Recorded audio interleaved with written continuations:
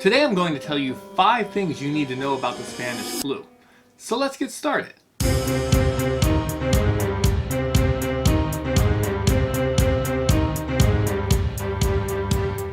How's it going, everybody? Welcome to Virtual History 360. I'm Mr. Wade and I love history, and I bet you do too. That's why you're watching this video. So be sure to check out my other videos in this playlist to watch something that you will find helpful. And be sure to stick around until the end of the video to hear a possible reason for the large spike in the number of deaths from the Spanish flu. Now, I think it's important to start by saying that we are all living through this current pandemic together. Everyone is affected, and whether it is big or small, COVID-19 has had an impact on your life. As a history teacher, I feel it is wise to look to the past to help navigate the present. So let's look at the Spanish flu of 1918. Here are 5 things you need to know. Number 1. It didn't start in Spain. It could have been Asia, it could have been Kansas, but it wasn't Spain. So why do we call it the Spanish flu? Well, this was during World War I, and countries didn't want to appear weak to their enemies. So it is a certainty that this virus was impacting different parts of the world. You just didn't hear about it.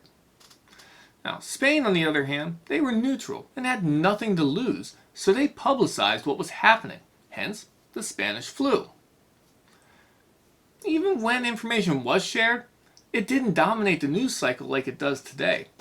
Quarantines were put in place, mandatory mask orders were issued, but officials wanted to avoid mass panic, so they mirrored what was published. Number 2. The second wave of the virus was the deadliest. Wave 1 affected soldiers who were generally healthy, but was able to spread. Come September, the second wave hit and the death toll rose. There are many reasons why this could have happened, and I'll talk about one theory about treatment at the end of the video, so be sure to stick around. Another theory is that because more people were crammed into hospitals, it allowed the virus to spread further. Number 3. The mortality rate was 20%. Now that number would fluctuate depending on where you lived, but that was the approximate average.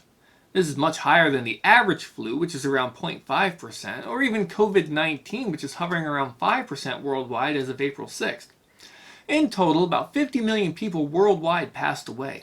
In the United States, that number was approximately 645,000. Number 4. There was no vaccine.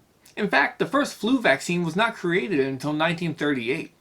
The fact that there were measures taken to stop the spread was beneficial to ending the pandemic. Another thing to think about is that the very lethal strain of virus will kill its host quicker, not giving it as much time to spread. This fact is why I think people are wondering about the COVID-19 timeline, because it's not as lethal as the Spanish flu. And number 5, we can learn from it. We can improve our reactions. From sanitation and hand washing to better nutrition, we can become better equipped to fight the virus. We know to isolate and contain outbreaks to stop the spread. We can work on vaccines and other viral treatments. We can even give antibiotics to fight secondary diseases so the body can better fight the virus itself. All of these strategies working together will help us come through. We have learned from the past and are better prepared to help treat those that need it. This brings me to the theory that I mentioned at the beginning of the video. The theory that the prescribed treatment led to the spike in deaths during the second wave of infections. In 1918, there were not the options of treatments available that we have today. The biggest weapons doctors had was aspirin. Now by this time, Bayer's patent had expired and numerous companies were producing the drug, oftentimes without warnings or even directions on the bottle. In the spring, it was reported that aspirin had helped ease the symptoms of the flu, so the US Surgeon General recommended an aspirin regimen to battle it. Well, here's the problem. Today, the maximum dose for an adult male is 4 grams per day. The doctors in 1918 were giving 1.3 grams per hour, resulting in upwards of 31 grams per day. This led to salicylate poisoning.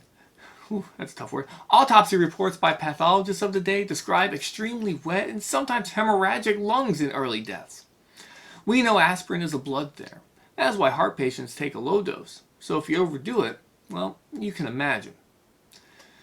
Now, this doesn't answer for every death, but it does seem to answer as to why there was such an enormous increase in fatalities during the second wave of the flu.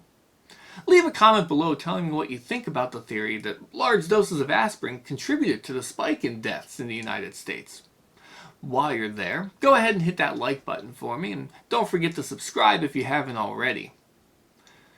Be sure to check out my other videos, like the ones you see to the side over here. I have other history and civics videos, as well as One Shot in 360, so check them out. For Virtual History 360, I'm Mr. Wade. See you next time.